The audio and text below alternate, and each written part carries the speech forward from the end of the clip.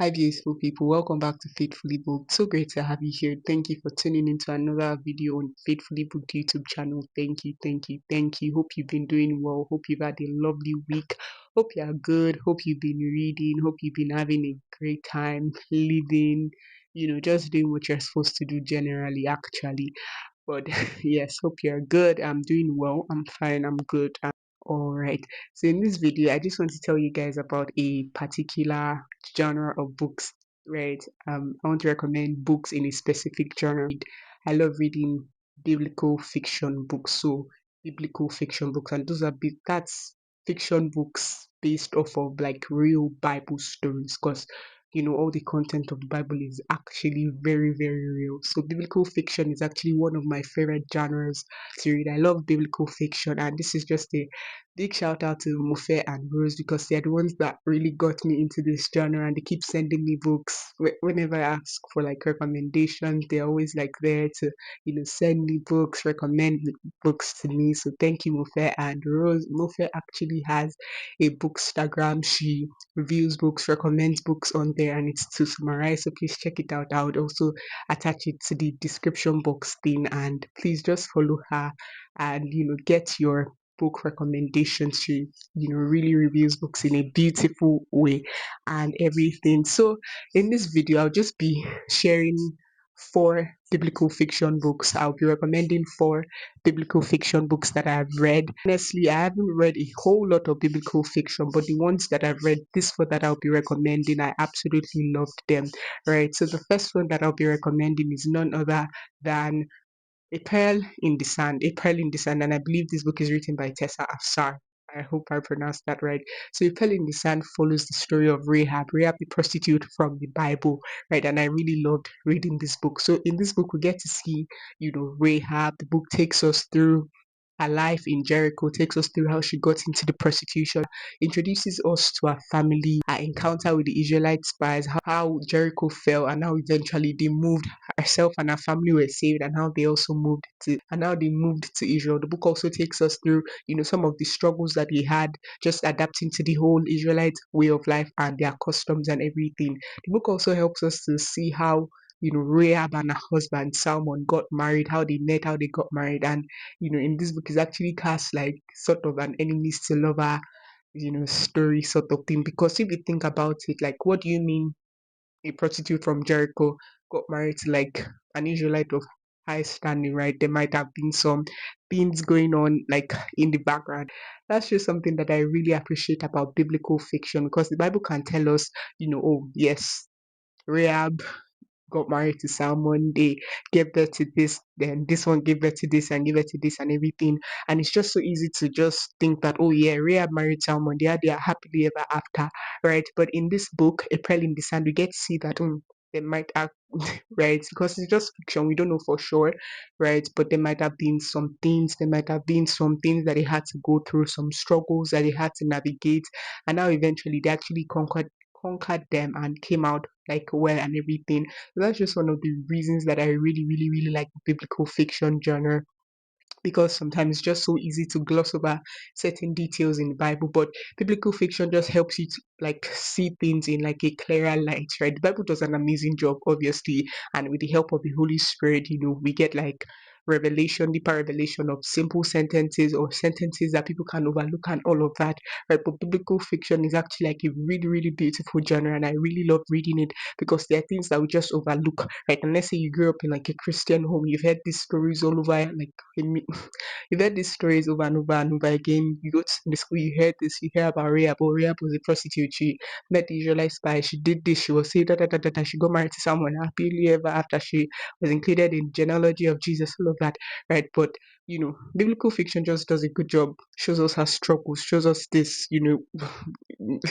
Right? Because it just seems so like clear cut. Like, oh, this happened. This happened. This happened. Right? But biblical fiction helps us to just see like a clearer light, and that's just one of the reasons that I really love biblical fiction. So this book, I really, really, really loved it. I loved, even seeing a whole lot of things, how, Rahab and Salmon got together. I just really loved A Pearl in the Sand. It's a 5-star read for me. I loved the writing. Tessa Afsar writes really beautifully. I just love the book. It's such a beautiful, beautiful, beautiful book. So the second book that I'm going to be recommending is Joanna by Katrina Hamel. So Joanna, you might be asking, who exactly is Joanna? Let me introduce you to Joanna real quick. Come. Let me introduce you to Joanna. Joanna is the wife of Chusa. Chusa happened to be the steward of Herod, king of the Jews, or something like that, right? She was also someone that she was a woman. Yeah, she contributed to the ministry of Jesus financially. She was a follower and disciple of Jesus, and that's basically Joanna. And lastly, she also witnessed the resurrection of Jesus. So, according to one of the Gospels, or maybe two of them, we also get to know that Joanna was actually one of the women that actually got to see Jesus when he resurrected and came back from the dead. So, Joanna is actually like a really big deal, right? And yeah, two of the books on this list will actually be about Joanna. So, this particular biblical fiction book, this particular retelling of the story of Joanna, introduces us to Joanna as the daughter of a vine owner, right? And now eventually she gets involved in like the whole court life. She starts living in the palace away from her family out of duty, right? Because there are some things that happen that require her to like live in the court, stay in the court, and all of that. And she basically becomes like a lady in waiting to Herod's wife at that time, who goes by the name Phasalis, right? And so she navigating the whole, the complexities of royal life, of the court life, and everything. How Joanna and Chusa actually get married, we see Joanna navigating a whole lot of things. She actually faces an illness, right? So she's confronted by a physical ailment, and eventually that's how she gets to meet Jesus, and Jesus heals her of this sickness, and that's how she, gets introduced to Jesus. She starts contributing to his ministry financially. She becomes a disciple and all of that, and it's actually really, really risky because at that time, like I said, she's a member of the court because she's Chusa's wife, right? And obviously the court is not exactly like, oh, very Jesus friendly or anything, right? So the court is not exactly like chummy with Jesus, right? And even at that time, John was actually in custody. We know that story about Herod capturing John, keeping him in prison, and what happens to John at the end of the day? He's beheaded and all of that. So imagine that a member of the court is supporting Jesus at that time. So it's actually something that is really, really risky. But we just see Joanna just continuing to follow Jesus. She just just does what she knows to be right, financially supporting Jesus, even going on trips so that she can support him, listen to his teachings, and just totally be transformed. So I actually really liked reading this book, and I read it at the time that I really needed to read it. The book really steadied me and kept me grounded, because you can be reading like such high paced books and just going. But this book was like refreshing. It was like a breath of fresh air. It kept me like steady, right, grounded and everything. So it was a really, really beautiful book. It was a 4-star rating. It wasn't really like a 5-star. It didn't really have that like 5-star feel to it, but it was a really beautiful book. I loved the book, the description, everything was actually done really well. Like the history, the whole biblical history, all of that was just done really, really, really, really well. So I enjoyed reading this story about Joanna. But so if you're looking forward to, if you'd like to know more about the character of Joanna, how she stepped out in courage even in a time that wasn't so like, oh, very, very like friendly to her courage and all of that. Like this is definitely a book that you should read. I actually really like this book and I recommend it to you. So the third book that I'll be recommending on this list is none other than Land of Silence by Tessa Afsar. Again, this is another book by Tessa Afsar. Tessa Afsar is that writer. She's that author. She writes beautifully. And so if you've not been reading books by Tessa Afsar, this is your cue to actually pick up a book by Tessa Afsar today, Land of Silence. And genuinely, I've not read so many books by Tessa Afsar, and that definitely needs to change. But Land of Silence takes us through the story of a woman with the issue of blood, and that's why biblical fiction is so, so, so beautiful, because it can be so easy to, say that, oh my goodness, this woman, she had an issue of blood for 12 years. Oh my goodness, that's so bad, that's so crazy. Like, oh my, I can't imagine this, and actually be like touched and floored by the story and everything, what she faced, the pain, and all of that, and how Jesus swooped in to save the day and transformed her life and everything. But, but like I already said, biblical fiction just gives us like a clearer look, right? And helps us see that, oh, this woman with the issue of blood, she actually had a life before the issue of blood, right? She had a family, she had a name, right? There were things that she was doing before this sickness just came out of the blue. And this particular rendition, this particular retelling, even helps us to understand why exactly the issue of blood, like some of the things that contributed to this issue of blood, right?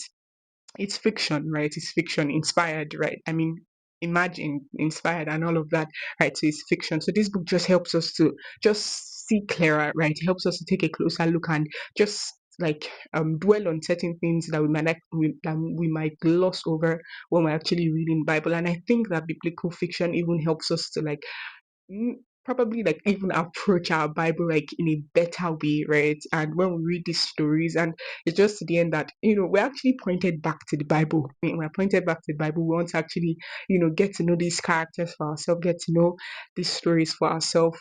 The Land of Silence by Tess Hafsa was a beautiful book about the woman with the issue of blood and how eventually this woman with the issue of blood she met Jesus, how the issue of blood like completely changed her life, right? Because if you had such an illness, you were unclean, right? You were unclean, you were like stigmatized, you were not allowed to relate with people in the way like, because if anybody touches you, obviously like that person becomes unclean. So her life was like totally changed, right?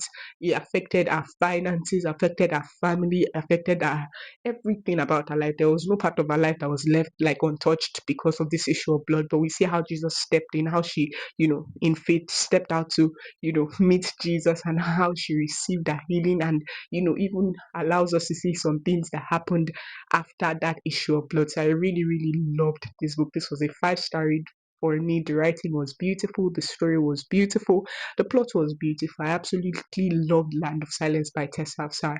And the fourth and final book on this list is none other than Before the King by I don't know why the name has escaped me, but it's Before the King. This is another book about Joanna. So, like I already said, Joanna was the wife of Chusa, the steward of Herod. She was also a disciple and follower of Jesus, and she was also a ministry partner of Jesus that contributed financially. So, this book takes a different approach to the story of Joanna, and it helps us to see that Joanna actually had a sister. Her sister had to be hidden because she had an illness that, if it was found out, it might actually affect their chances of being a part of the like royal court and everything, because in this book Joanna's father was a Sadducee, right? Was it a Sadducee, like one of those teachers of the law sort of people? So her sister was sent away, all of that. So we see Joanna navigating separation from her beloved sister. We see her navigating so many things, an unwanted marriage. We see her navigating loss and grief. We see her navigating illness as well, right? Joanna was also ill. Actually, this illness that, gives her an encounter with Jesus Christ, and Jesus actually heals her in this story. So we see that there are similarities between Joanna and Before the King, but I have to admit that I preferred Before the King to Joanna, but both of these stories were absolutely beautiful. So in Before the King, we see how Joanna and Chusa met again, how they married and all of that, right? And so this both of these stories were so beautiful. Before the King, I loved the writing, I loved the plot. It was so beautiful, right? So we see Joanna and Before the King, there were similarities. We see similarities. Joanna, you know, having a sickness, meeting Jesus, Chusa, and supporting Jesus's ministry financially. But we do see that there were actually different approaches to them. They were both beautiful. There were similarities, but there were different approaches to them. So these are the four biblical fiction books that I absolutely love, and I would definitely recommend to any and everybody. So I hope that you pick one or all of them and you actually learn one or two things from them, because there are so many things to actually learn from these books. And before I even end, just through the death of Jesus, the hopelessness actually surrounded the death of Jesus. So we see the death of Jesus, we see the burial of Jesus, we see the resurrection of Jesus. And in these two stories about Joanna, we see Jesus on the go, we see Jesus's ministry, and I really loved seeing it. I loved seeing the teaching, seeing how people saw Jesus and all of that, right? So I recommend all of these four books. Please check them out. And if you have any other biblical fiction recommendations, please be sure to leave them in the comment section. So biblical fiction is definitely a genre that you should give a read. And I also realized that all of these four stories are about women. So these are like all of the characters in these four biblical fiction stories are women. So if you have any about men, I'd like to read them as well. I don't think there are some. I think I know a book, maybe Sons of Encouragement or something. I'm not very sure. But anyways, any biblical fiction at all, any biblical fiction at all, I'm open to reading any biblical fiction as long as it's good, it's interesting, all of that. So please leave them in the comment section. So which of these four biblical fiction books intrigued you? Which one are you looking forward to reading? Which one have you read? Which one will you be reading? Please let me know in the comment section.